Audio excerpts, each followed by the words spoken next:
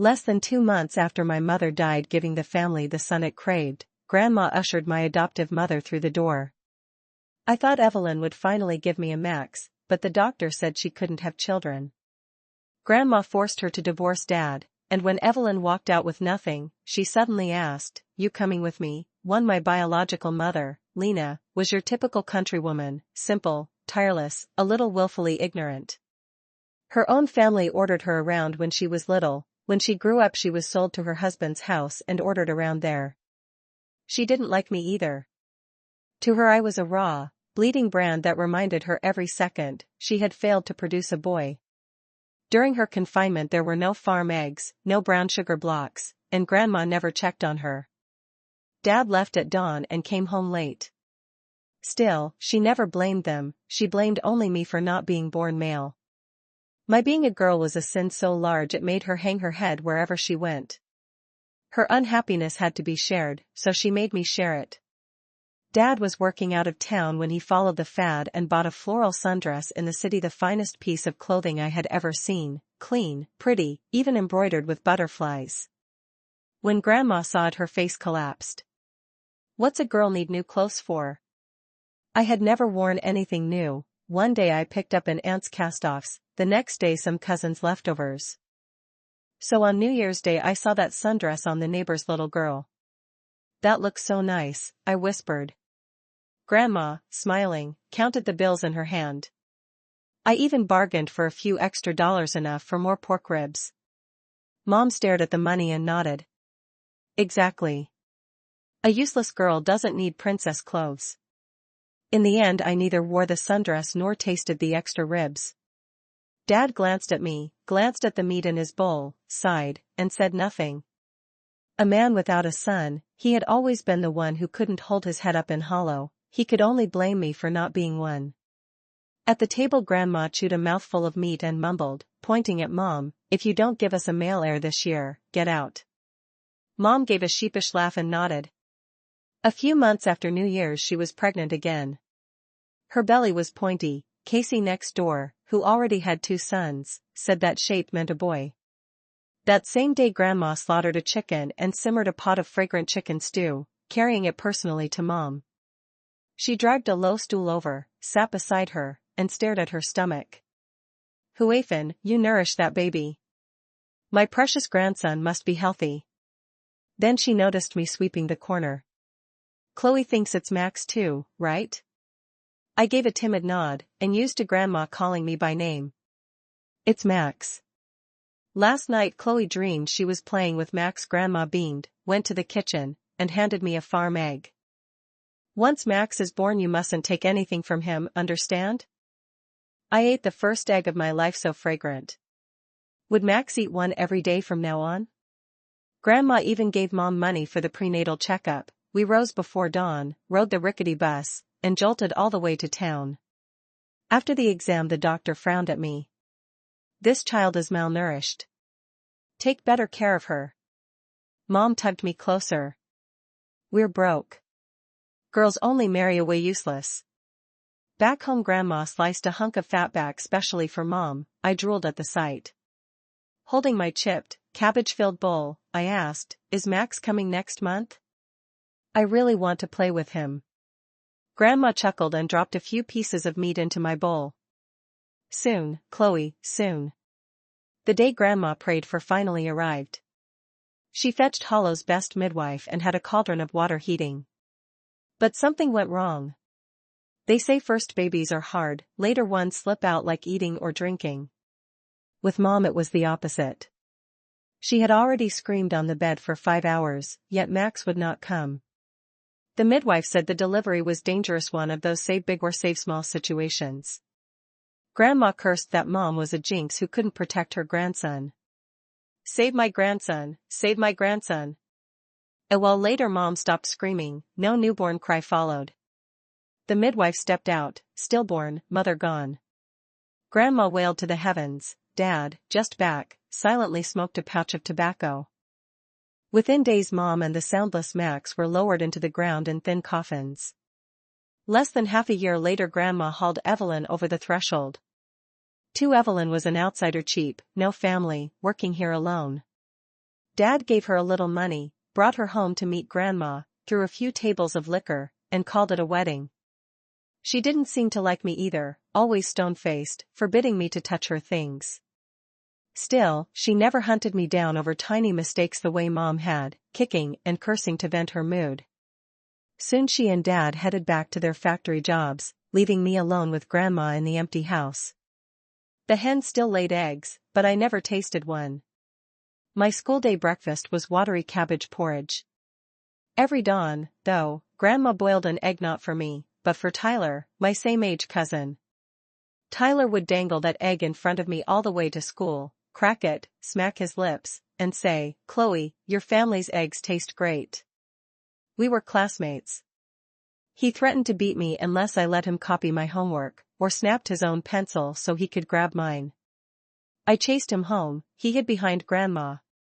"Grandma, Chloe's picking on me." Grandma's face darkened, she stroked his head.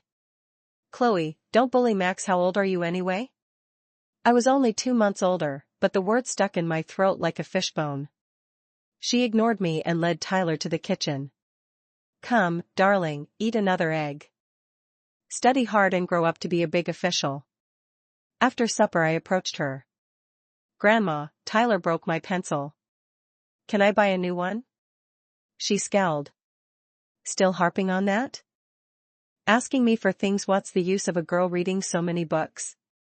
The next afternoon, Tyler strutted in waving a brand new number 2 pencil. "All I did was mention it to Grandma last night and she bought it for me," he bragged. "Cost 10 times the cheap ones." I ignored him, gingerly pulling out the pencil I'd spent half the night sharpening. It was actually an eyebrow pencil I'd sneaked from Evelyn's drawer. Stroke by stroke I wrote my name in the exercise book while Tyler's snickers rang in my ears, and I couldn't help wondering, why does Tyler, who barely passes any test, carry the whole family's hopes? Why does a girl who tops every exam get treated like she's invisible? When New Year finally arrived, Dad and Evelyn came home. Within half a day Evelyn noticed her eyebrow pencil was missing. She called me into the room. "My eyebrow pencil?" I stared at the floor, twisting the hem of my jacket. I didn't have a real pencil, so I used it to write. "Sorry." The moment the words left my mouth I squeezed my eyes shut, bracing for the slap. Instead she sighed, rummaged in the big tote she'd brought back, and produced a handful of new yellow number 2s. "Quit using makeup for homework. Here pencils." I cupped them, mouth open, suddenly remembering Grandma's lecture about filial duty. "Thanks, Mom." The word tasted foreign, like a borrowed coat 2 sizes too big. Evelyn's face stayed stern. "I'm not your mother. Study hard, see the world, you hear me?" I went to my room, fetched the stack of Crimson Merit certificates and spread them in front of her. The frost in her eyes thawed a notch. She tucked the certificates to the very bottom of her wooden chest, then fished out a couple of hard candies. "Now that's more like it. I'm not your real mom. Your only backup is yourself, understand?" I nodded, mystified, the candy melting thick and sweet on my tongue. 3 New Year's dinner. Grandma started pushing Evelyn to produce a son. "Don't follow the last one. No luck, just a loss-making girl." Evelyn lifted her eyelids, said nothing, and kept shoveling rice. When Evelyn stayed silent, Grandma switched targets.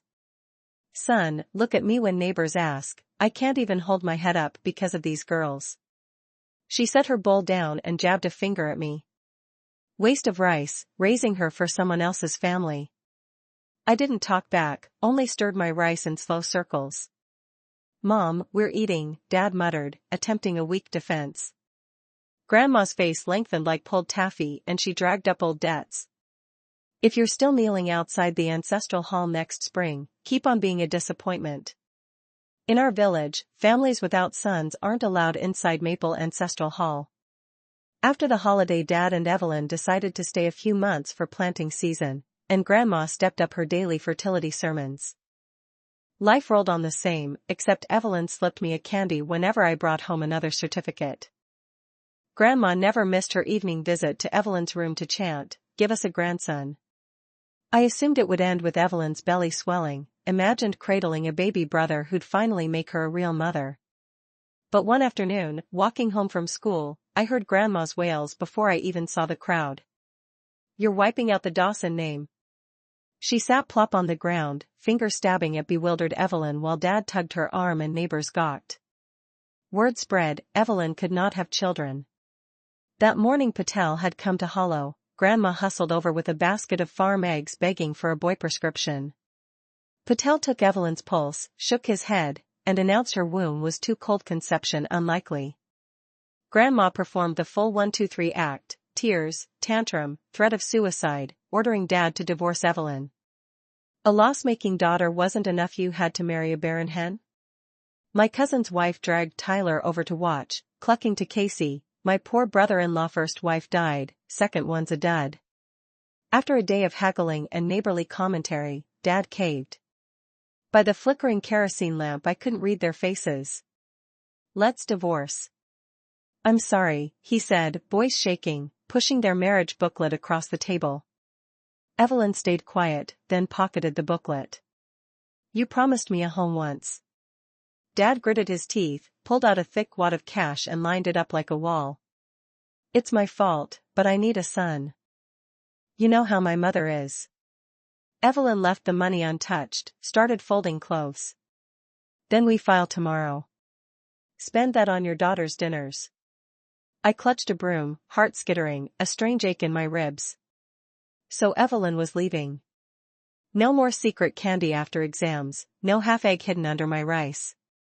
At dawn she stepped outside to take down drying clothes. Seeing me dazed beside the henhouse, she walked over. "You want to come with me?" I whispered I didn't know, fingers white on the broom handle. She didn't get angry, only smiled at me for the first time ever and tucked a scrap of paper into my palm. "Think it over, then call me. And whatever happens, study." Before light she left with her single suitcase, headed to town with Dad for the final stamp. I slid the paper between textbook pages, a secret no one could ever find. For a few months later Grandma located wife number 3 for Dad, Brenda, a widow with a daughter older than me. "Wide hips perfect for birthing boys," Grandma declared. The day after the wedding, Kayla hauled out a mound of their laundry and told me to wash it at the creek. Ice still crusted the banks, the water stabbed like needles. I lugged a bucket almost as big as my torso, cracking thin ice with a wooden mallet, plunging my frozen, carrot-red hands back in. When I dragged the sodden load home, Kayla inspected it and sneered, "Almost a teenager and you can't even scrub clothes. Want my mom to wait on you?" Brenda's belly swelled fast. Within a year little Max arrived. Even Grandma's scowl softened, and with that approval Kayla's bullying turned brutal. Dad, proud at last, took month-long construction gigs in the city. I was banished to the drafty tool shed, the warm side room handed to Kayla. Brenda ordered me around while jiggling Max, pinching the soft skin under my arm when no one was looking. Grandma now lived for her grandson, granddaughters were merely losses on the ledger. "Chloe, your mother's temper's short, don't provoke her," she warned.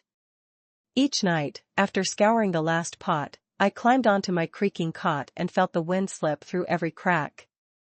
I craved Evelyn's fruit candies, her stealth eggs, the way she once smiled.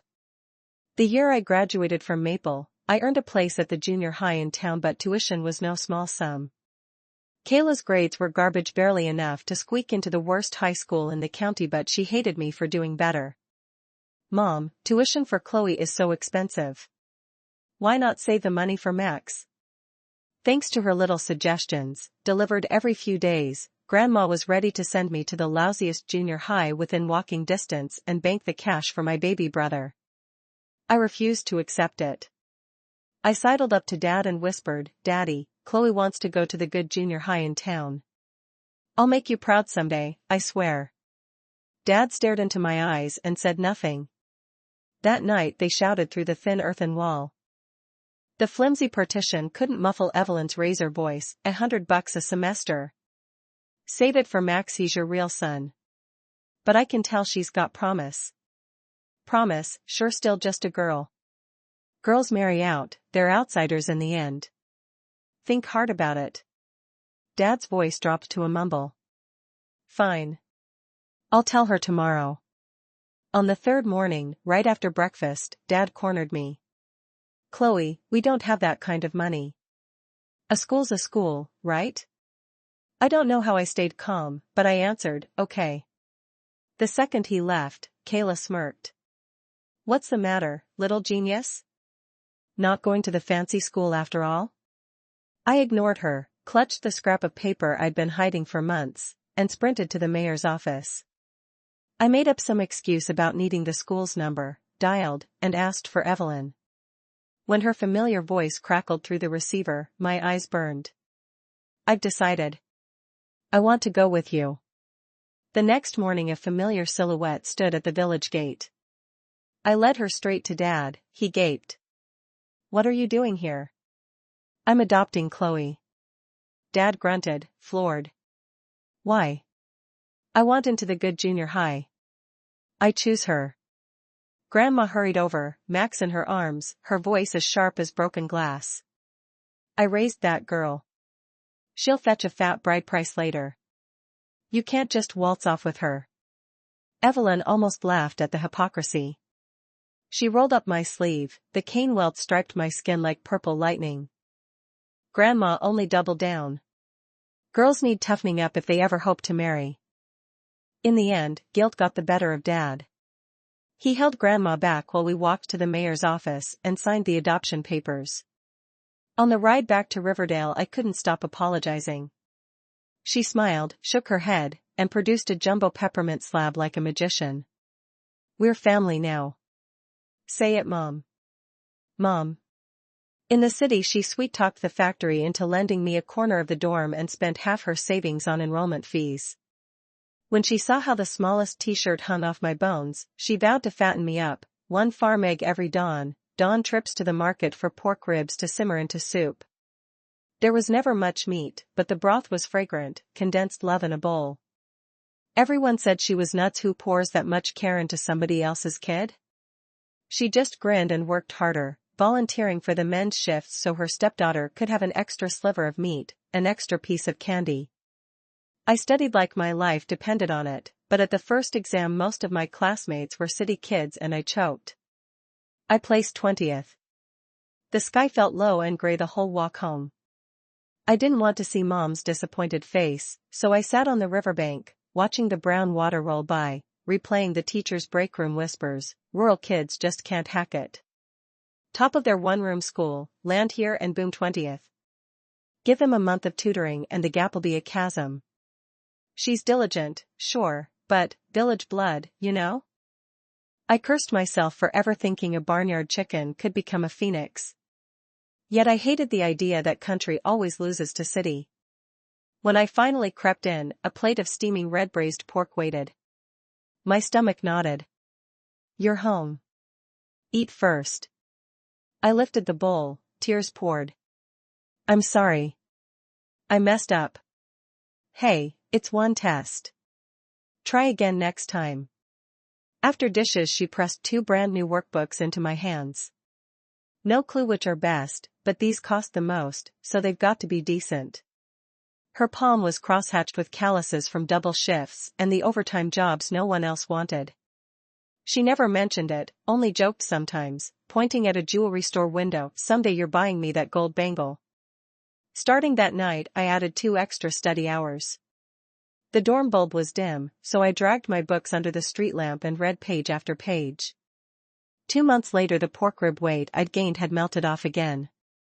Without a word Mom boiled pork blood soup every night, the iron rebuilt me, and I woke up clear-headed. Second exam, I cracked the top 10 and earned the most improved certificate. I practically danced home.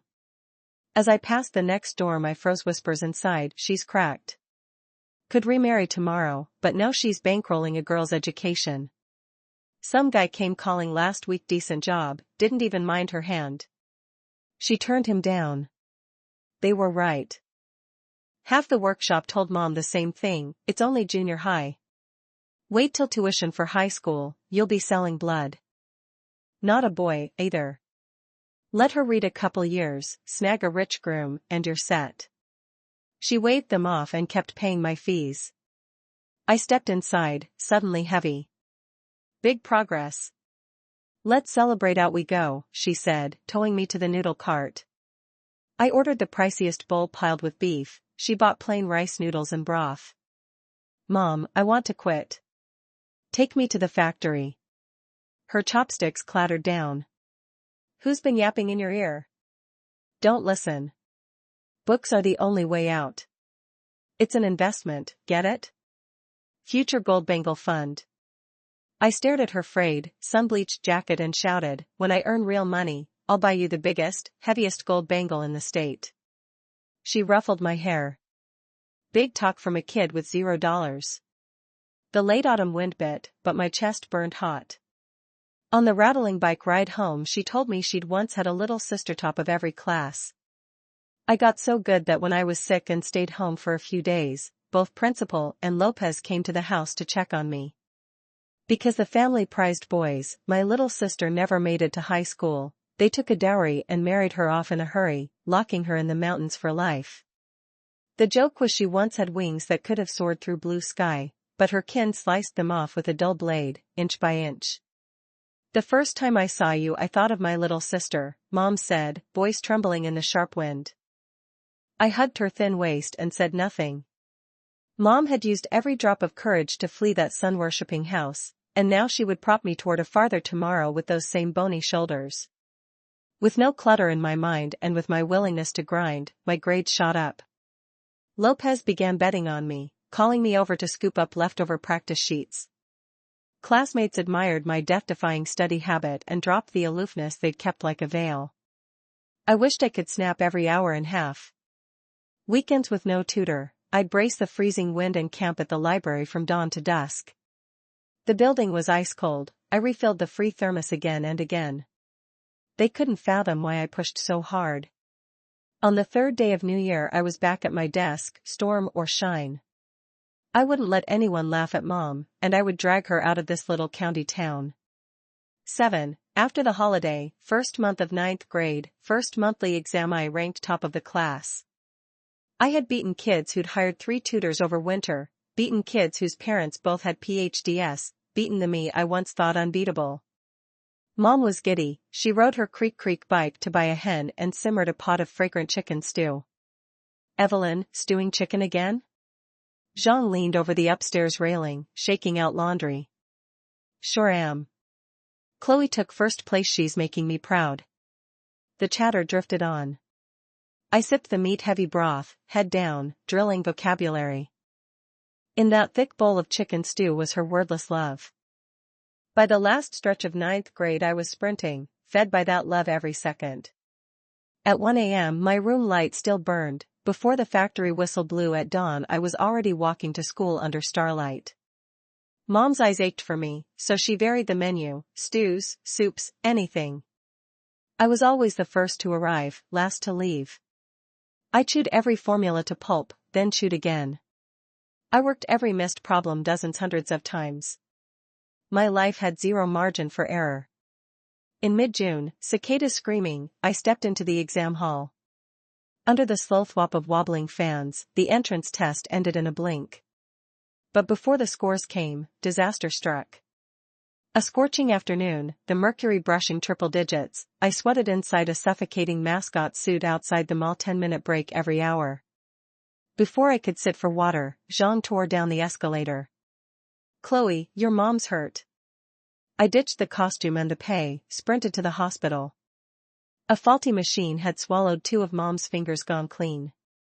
My eyes blazed red. I slumped over the rail of her bed, staring at her pale face. Why cry? I'm not dying, just 2 fingers, she joked through clenched pain. Then a ringing cut in. Lopez's excited voice filled the ward. Chloe, you're our school's top scorer, 6th in the county. For a second my mind went blank. Mom coughed and laughed, crow's feet deep as time. I always said Chloe would shine.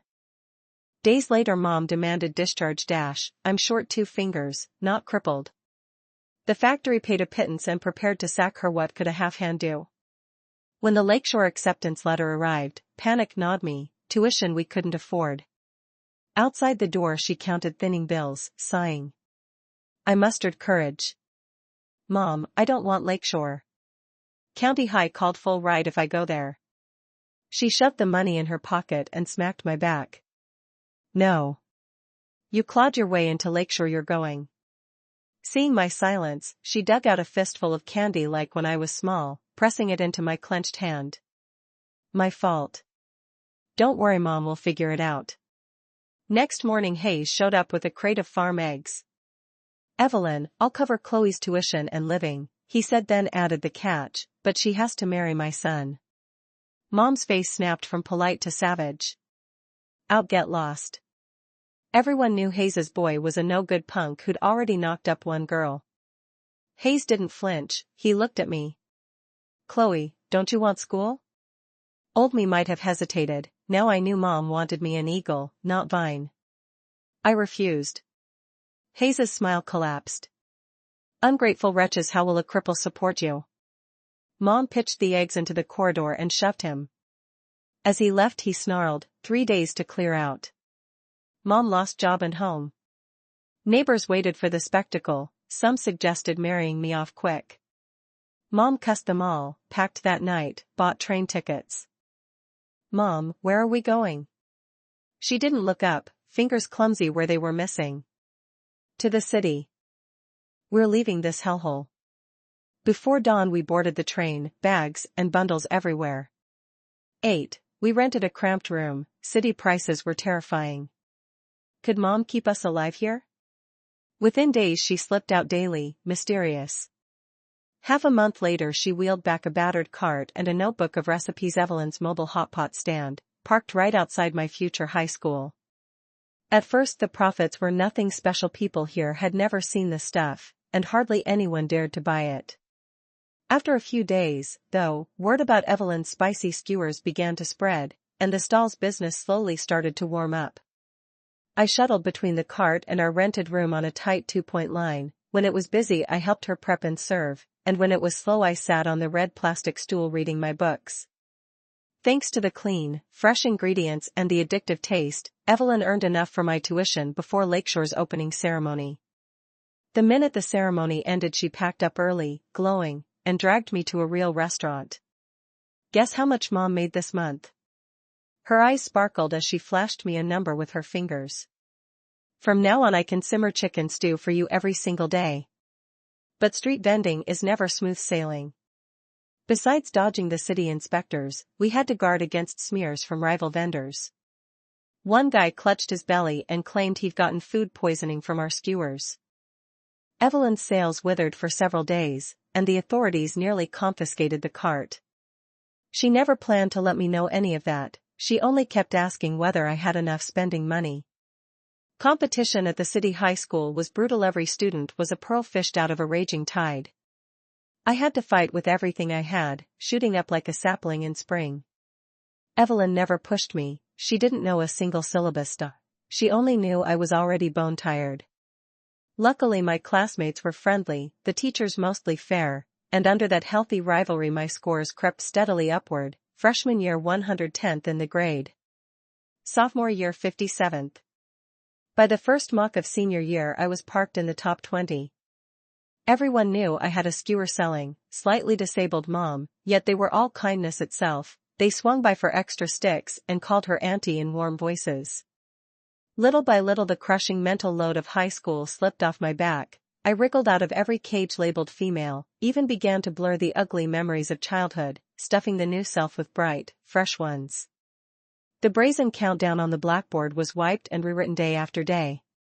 The thick wads of papers and exercise books on our desks were swapped out, tossed away. Those 1,000-odd nights recorded my straight, white poplar growth gaps I chased down with sweat, futures I lit up with youth. No regrets. I signed my name on the senior farewell board, years of icy window study, a weighty dream carried for 2 people. Today we set sail. On the final afternoon of the Gaokao the sky broke open in a freakish downpour, as though some long-suffering soul were finally sobbing out every buried grievance. Outside the testing gate, Mom, who counted every penny, was clutching a giant sunflower bouquet that blazed gold, the brightest speck in the sea of umbrellas. Chloe! Over here. Her thin frame squeezed forward, waving madly. 9.5 a month after the exam, the moment I'd looked up my score, the phone rang. My father's wife's daughter, my nominal stepsister Kayla, was getting married, and as her nominal little sister I was summoned home.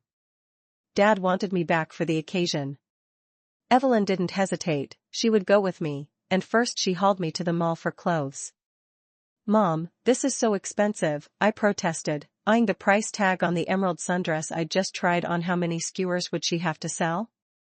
She brushed it off and kept handing me outfits. In the end she cheerfully bought me a full bag of new clothes. For herself she picked only a pair of tough black work pants. She wanted me to go back dazzling. When I set foot on that path again, everything had changed. I was no longer the child who had once stumbled along it. At the gate sat Tyler collecting the red envelope cash, someone I hadn't seen in years. He looked me up and down, clearly city relatives were a novelty to him. "I'm Chloe. We met when we were kids." He raised an eyebrow, surprised, took the envelope, and muttered, "Please, go on in." Inside, the once neat yard felt shabby. Right at the center sat Dad, ancient before his time, crushed by the pressure of producing that coveted son, no doubt. A little boy chased a girl around the room. "Grandma Vera's precious Max, Dad, I'm here." He lifted his wide-old gaze, staring at the glowing girl in front of him, unable to place her for a moment. "You're Chloe?" I nodded, awkwardness pooled between us. "How was the Gaokao?"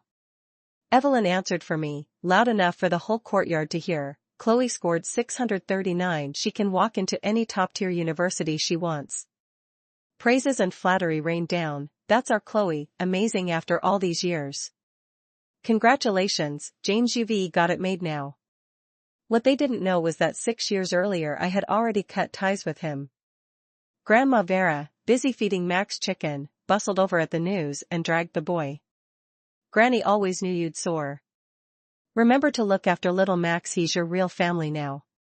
Evelyn stepped between us, spat on the ground, and snapped, "Don't smear gold leaf on that fat face of yours, she's nothing to you anymore. I'm the one who raised her, every hard step of the way." Vera's face curdled, she dragged Max indoors, cursing under her breath. Kayla, in a cheap white wedding gown, belly swollen, looked 10 years older than she was. Thick, tacky makeup couldn't hide her deep fatigue. We didn't stay to the end. Evelyn and I escaped the smoky, boozy hall. "Feel better?" Evelyn asked. I nodded, then sprinted wildly along the wheat ridges until tears blurred my eyes.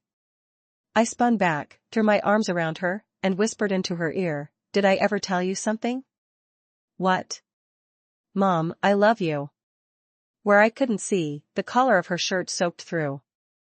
I know. 10 During application week I nearly wore the college guidebook to shreds. In the end I chose pre-law at state, staying in province so I could be near Evelyn. With quiet help from teachers, students, and even the city inspectors, Evelyn's cart moved into a brand new storefront right outside Lakeshore's front gate. Junior year, using scholarship money and my tutoring wages, I bought her the first gold bangle of her life. She gaped at the velvet box. "Why waste money on this? It'll only get in the way when I work." Yet she accepted it joyfully and sneaked it out to admire at home all the time.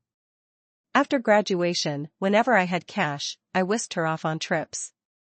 In every photo her favorite outfit is still that emerald sundress I gave her. Sometimes I ask if she ever regretted taking me in. The answer is always no. Once, her thin shoulders hoisted me toward the sky. Today, these wings that can soar carry her wherever she wants to fly. Thanks for listening to today's story. If you liked this video, please give it a thumbs up and share it with friends. We look forward to reading your thoughts in the comments. Don't forget to subscribe for more amazing stories. See you next time.